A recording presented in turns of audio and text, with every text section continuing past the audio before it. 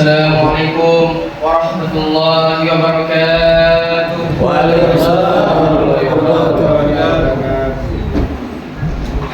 Alhamdulillahilladzi waffaqana bi tariqil huda wal rasyad faj'alna fid darid da'wati wal irsyad wassalatu wassalamu ala sayyidina Muhammadin qudwatina fi da'wati wal irsyad wa ala alihi wa ashabihi alladhina jahadu wa fi da'wati wal irsyad fafazu fid dunya wal ba'd wa ba'd.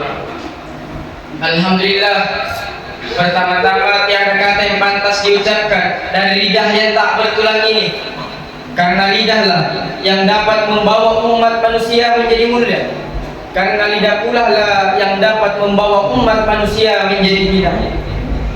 Maka pada kesempatan yang berbahagia ini sepatutnya kita mengucapkan rasa syukur kita kepada Allah Rabbul Ghafur atas nikmatnya yang tak terukur. Insyaallah jikalau kita bersyukur, hidup kita akan menjadi subur makmur sepanjang umur. Amin Allahumma amin amin ya rabbal alamin. Salawat beserta salam tak lupa kita kirimkan kepada Nabi pemimpin umat, kepada Nabi pemberi syafaat. Beliau adalah baginda Rasulullah Muhammad sallallahu alaihi wasallam. Nabi yang sama-sama kita idolakan, Nabi yang sama-sama kita harapkan syafaatnya kelak di yaumil qiyamah nanti. Semoga kita semua tergolong umatnya yang mendapatkan syafaat beliau kelak di yaumil akhir nanti. Amin amin ya rabbal alamin. Sebelum melanjutkan, izinkan saya untuk memperkenalkan diri terlebih dahulu, karena ada pepatah yang mengatakan tak kenal maka tak sayang maka tak cinta. Maka dari itu perkenalkan, nama saya Zulfahmi. Saya santri dari Pondok Pesantren Darul Ikhlas, Jalan Poros Sangatta Bontang, kilometer 5, Sangatta Selatan. Alhamdulillah sekarang duduk di bangku kelas 11 Madrasah Aliyah.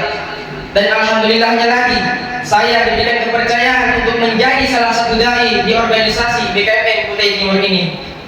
Jamaah salat tarawih yang berbahagia. Ada sebuah kisah di mana ada seorang anak dusun datang kepada Rasulullah sallallahu alaihi wasallam. Orang anak dusun tersebut bertanya tentang Tuhan. Hei Muhammad, Tuhan itu jauh atau dekat? Apabila Tuhan itu jauh akan saya panggil dengan suara yang keras. Tapi apabila Tuhan itu dekat, maka akan saya panggil dengan suara pelan saja. Mendengar pertanyaan ini hadirin, Rasulullah tidak langsung menjawabnya. Mengapa? Karena apabila Rasulullah menjawab bahwa Tuhan itu dekat, maka dipastikan orang-orang dusun tersebut kembali bertanya, kok nggak kelihatan katanya. Tetapi apabila Rasulullah menjawab bahwa Tuhan itu jauh, maka orang-orang dusun tersebut tidak mampu menangkap dan memahami apa yang dimaksudkan oleh Rasulullah jika sekiranya beliau memberikan jawaban. Dari kisah tadi nampaknya Allah Subhanahu wa taala tidak tinggal diam.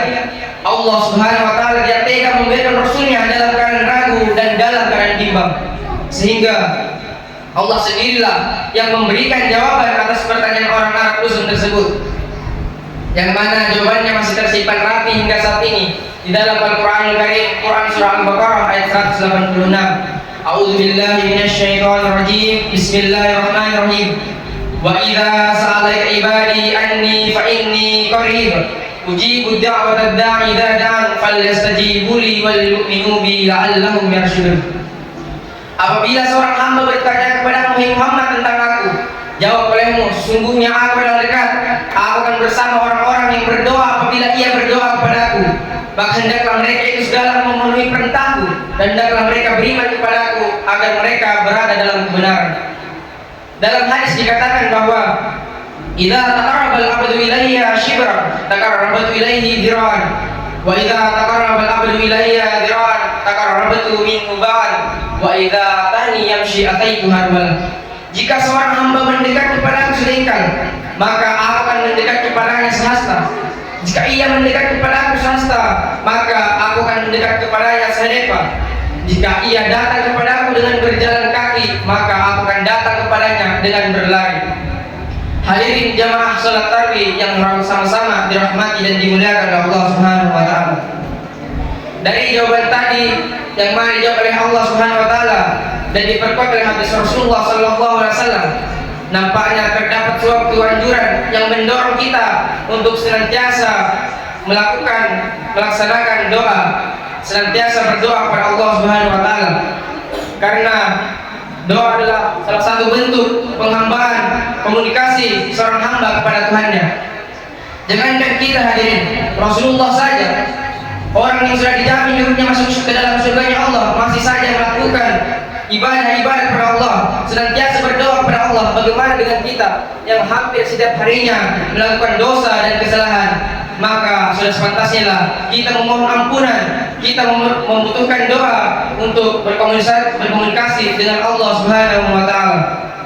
Hadirin yang berbahagia, ada istilah mengatakan bahwa ad-du'a'u huwal ibadati, doa itu adalah ibadah.